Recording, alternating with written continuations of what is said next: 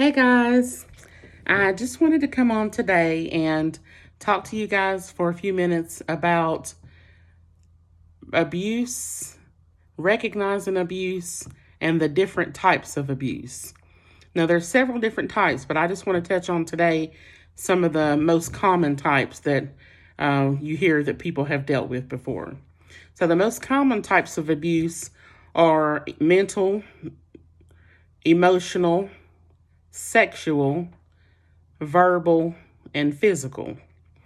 The mental emotional one would be any act including confinement, isolation, verbal assault, humiliation, intimidation, or any treatment in which a way that would diminish the identity, dignity, or dignity of your self-worth. Of course, the sexual abuse is any situation in which you are forced to participate in unwanted, unsafe, or degrading sexual activity.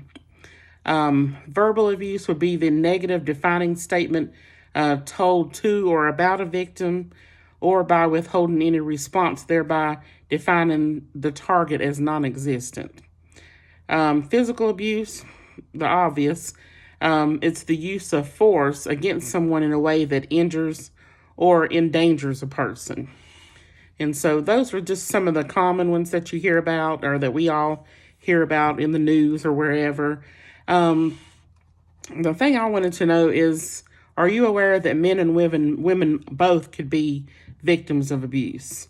Abuse does not consider age nor gender, and in some cases, a person might not even recognize that their situation is one that could be considered abusive.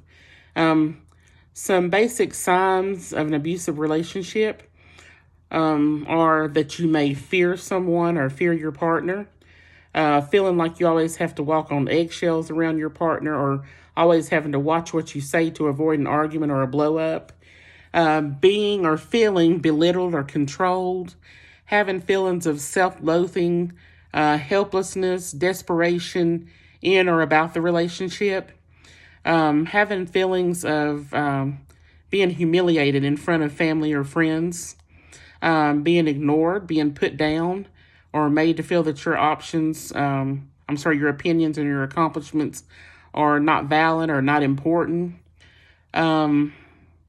being seen as property or a sex object rather than a person or a partner, being made the blame for your partner's hurtful, unfair, or angry behavior, being treated in a way that you're ashamed or afraid of your family or friends to see or know about.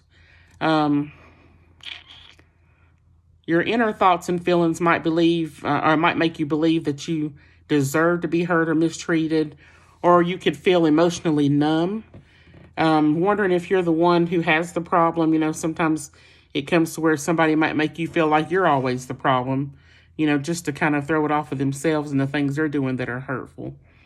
What you don't want to do is ignore the signs of abuse by just hoping that things will get better on their own. Don't make excuses for your partner's abusive behavior. Don't withdraw from your family or friends or those that could be there to help you. What you can do is recognize the signs of abuse, believe that there is a way out, realize that a person can only treat you how you let them. Understand that you do not have to remain in the place that you're in if you're in an abusive situation. There's abuse hotlines. There's domestic violence shelters. There's counseling and support through psychiatrists. And there's the police. So don't be afraid to use those things if you need them. There's a way out. There truly is. Let's see. The main thing, though, is that you do have to admit and acknowledge that you are being abused and decide that you no longer want to be a victim. Don't be afraid to ask for help. And so this is just a short video to touch on those things today. And I'll get back with you all later or again another time with some other things or some different topics.